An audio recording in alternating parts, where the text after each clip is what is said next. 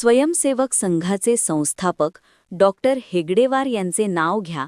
Parola road चौफुली ते गल्ली न 7 पर्यंतच्या रस्त्याला. दिनेश बागुल, अमित पवारांची मागणी.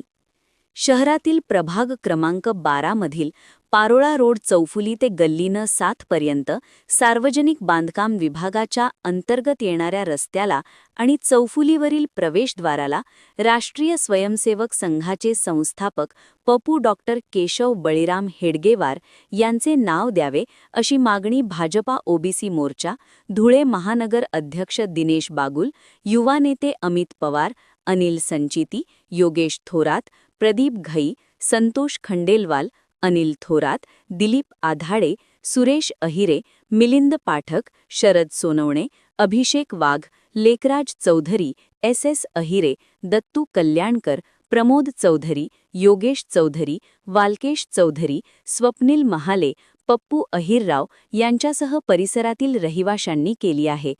शिष्टमंडळाने आज सार्वजनिक बांधकाम विभागाचे कार्यकारी अभियंता अनिल पाटील यांच्याकडे या मागणीचे निवेदन दिले. पारोळा रोड चौफुली ते गल्ली न 7 पर्यंत सार्वजनिक बांधकाम विभागाच्या अंतर्गत येणाऱ्या रस्त्याला तसेच चौफुलीवर जे प्रवेशद्वाराचे काम चालू आहे त्या प्रवेशद्वाराला देखील राष्ट्रीय स्वयंसेवक संघाचे संस्थापक पपू डॉक्टर केशव बळीराम हेडगेवार यांचे नाव देण्यात यावे. राष्ट्रीय स्वयंसेवक संघ ही जगातील सर्वात मोठी स्वयंसेवी संस्था असून यंदाचे वर्ष संघाच्या शताब्दीचे वर्ष आहे. संघाचे संस्थापक डॉक्टर हेडगेवार हे महान स्वातंत्र्य सैनिक होते. अशा महान राष्ट्रभक्तांच्या कार्याचा अभ्यास करण्याची प्रेरणा नागरिकांमध्ये येईल. जय श्रीराम. मी दिनेश यशवंत बागुल. आज आम्ही सर्व एक हिंदू, सकल हिंदू म्हणून PWDच्या ऑफिसला पवार साहेबांना निवेदन देण्यासाठी आलो आहे. आपल्या देशासाठी डॉक्टर हेडगेवार साहेब आहेत.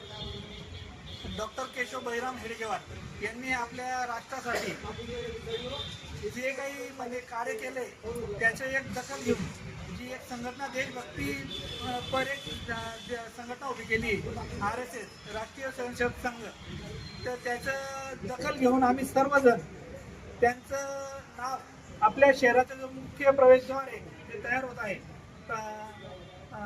जळगावकडून येणाऱ्या रस्त्याला जळगाव चौफुलीपासून ते गल्ली नंबर 7 पर्यंत या रस्त्याला त्यांचं नाव देण्यात यावं आणि जे प्रवेशद्वार तयार होत आहे त्या प्रवेशद्वाराला देखील त्यांचं नाव देण्यात यावं, यासाठी आम्ही सर्वजण आज निवेदन देण्यासाठी आलो होतो. आमचं निवेदन घेऊन साहेबांनी आम्हाला आश्वासित केलं की अतिशय चांगला विषय तुम्ही या ठिकाणी आमचं उपस्थित केलेलं आहे. आम्ही नक्कीच या विषयाचं वरच्या स्तरावरून मंजुरी घेऊन ते नाव देऊ.